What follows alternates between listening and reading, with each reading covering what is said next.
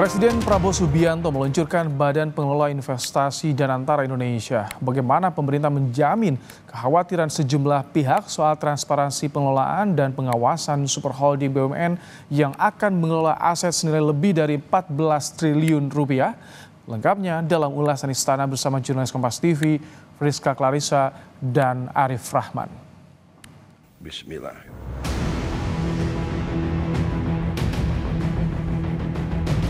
Saya, Presiden Republik Indonesia, meluncurkan Badan Pengelola Investasi Daya Anagata Nusantara Danantara Indonesia.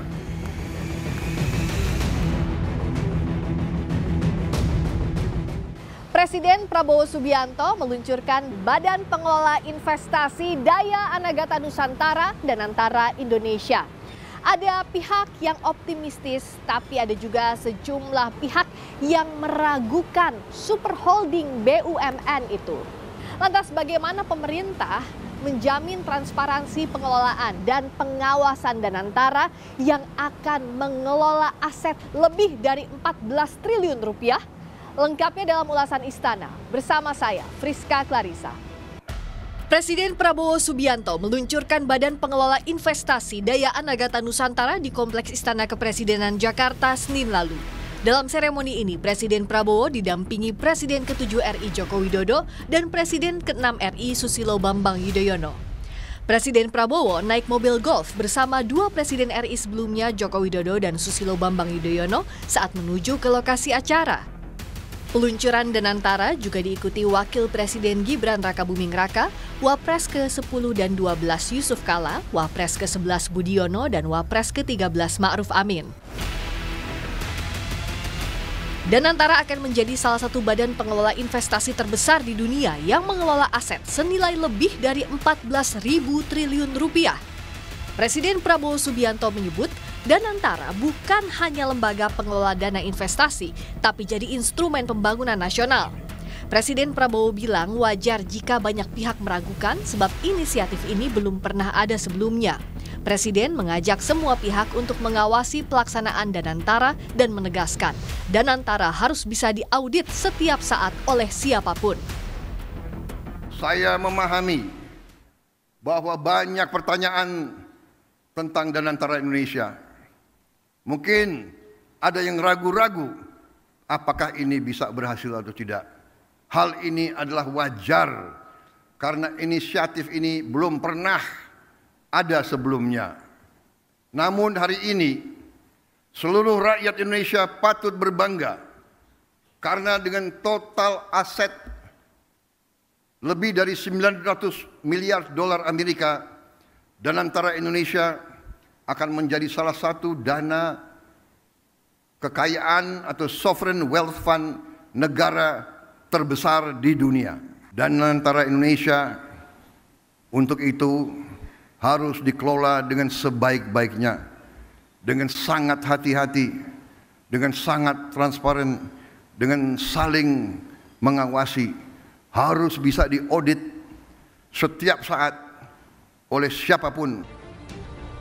Menteri Investasi dan Hilirisasi Rosan Ruslani resmi ditunjuk sebagai Kepala Badan Pengelola Investasi Daya Anagata Nusantara Danantara.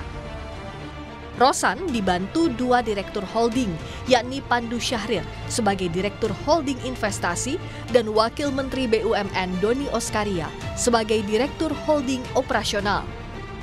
Rosan memastikan Danantara akan diisi kalangan profesional.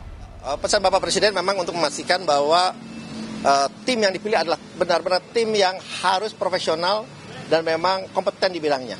Oleh sebab itu kami pun dalam menyusun tim kami ini dibantu oleh tim independen internasional dan juga nasional yang akan menyeleksi. Jadi mereka akan menyeleksi untuk pembentukan tim kami di segala level.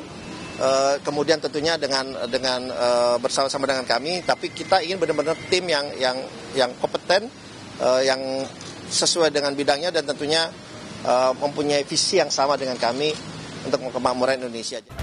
Selain direksi, Danantara juga punya Dewan Pengawas. Ketuanya adalah Menteri BUMN Erick Thohir.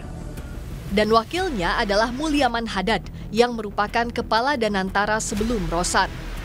Kemudian Sri Mulyani sebagai anggota, Sebagai Dewan Penasihat adalah presiden sebelumnya, yaitu Joko Widodo dan Susilo Bambang Yudhoyono.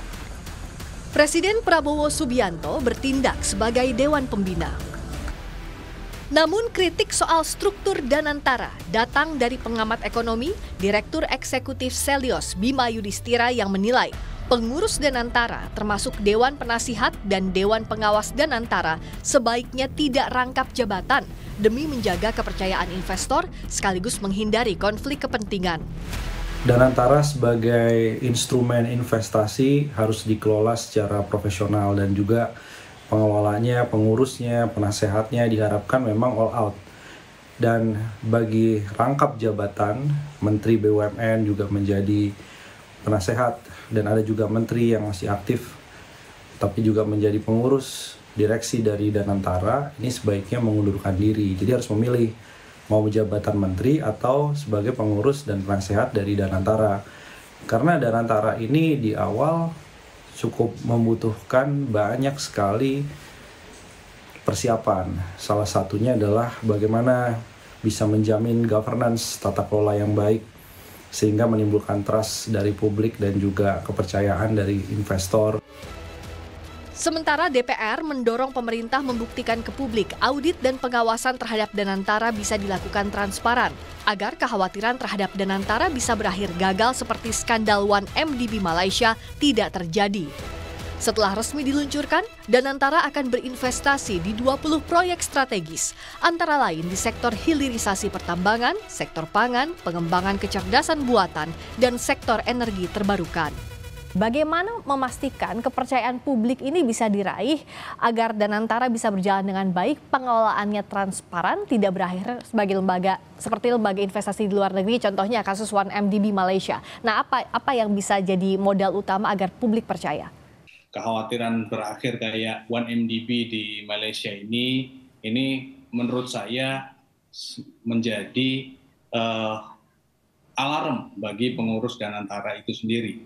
Jadi menurut saya pengelolaan 1MDB ini karena tidak mengikuti GCG, jadi kurangnya akuntabilitas dan integritas. Nah, tadi sudah disinggung juga oleh Presiden Prabowo bahwa Danantara ini dapat diaudit oleh siapapun, kapanpun, dan sudah ada payung hukum Danantara itu sendiri. Nah, posisi publik saat ini banyak yang optimis dan banyak yang pesimis. Nah, yang terpenting pemerintah harus menjelaskan terkait Danantara ini sendiri dengan detail dan menyeluruh agar publik ini bisa paham maksud dan tujuannya dibentuknya Danantara itu sendiri.